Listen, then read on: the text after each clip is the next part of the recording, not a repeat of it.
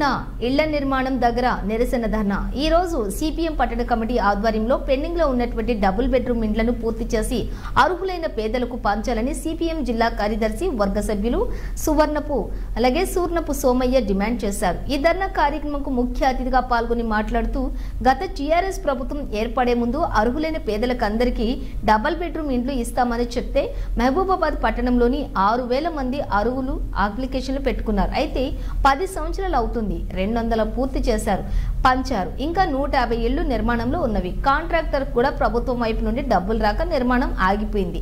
వెంటనే కాంట్రాక్టర్ డబ్బులు చెల్లించి నిర్మాణంలో ఉన్నటువంటి ఇళ్లను పూర్తి చేయాలని డిమాండ్ చేశారు. అదేవిధంగా రోడ్డు తప్పు పడుతుందని చెప్పేసి రాడ్లు కూడా తుప్పు పడుతున్నాయని చెప్పి ఇసుక కంకరు వేస్ట్ అవుతుందని స్థానిక ఎమ్మెల్యే మురళీ నాయక్ కలెక్టర్ జోక్యం తీసుకుని వెంటనే ఇళ్ల నిర్మాణం చేపట్టి అర్హులైన పేదలకు ఇవ్వాలని డిమాండ్ చేశారు. ఈ కార్యక్రమంలోని జిల్లా కమిటీ సభ్యులు సమ్మెట రాజమౌళి, పట్టణ కార్యదర్శి బాను సీతారాం నాయక్, పట్టణ కమిటీ నాయకులు రావుల రాజు, తోట సీను, యమగాని వెంకన్న, చిగురుపాటి రమేష్, ఎస్కే బేగం, వంకుడోతు రామాదేవి, బానోతు ప్రకాష్, బానోతు మోతిలాల్, మేకల వీరేష్ తదితరులు పాల్గొన్నారు.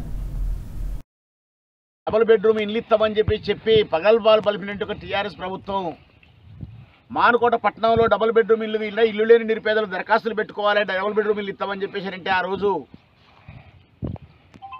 5,400 మంది పట్టణ ప్రజలు దరఖాస్తులు పెట్టుకున్నారు. దరఖాస్తులు పెట్టుకుంటే వాళ్ళు 5,400 మందికి ఇల్లు నిర్మించి ఇస్తామని చెప్పేసి ప్రగల్భాలు పలికినట్టు గత బీఆర్ఎస్ ప్రభుత్వం చివరకు 200 ఇండ్లు ఒకసారి, 150 ఇండ్లు ఒకసారి నిర్మాణం చేసి మొదలుపెట్టింది. 200 ఇళ్లను మాత్రమే పూర్తి చేసి లబ్ధిదారులకు పంపిణీ చేయడం జరిగింది.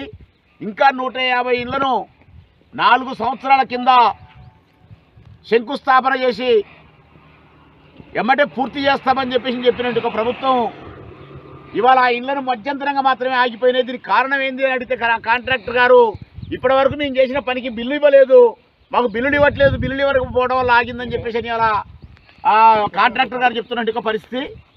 కాబట్టి ఇప్పుడు మొత్తం డ్యామేజ్ అయ్యే అవకాశం ఉంది. ఇక్కడ ఐరన్ ఉంది, సిమెంట్ ఐరన్ ఉంది, రాడ్ ఉంది, కంకర ఇసుక కూడా ఉంది. ఇదంతా కూడా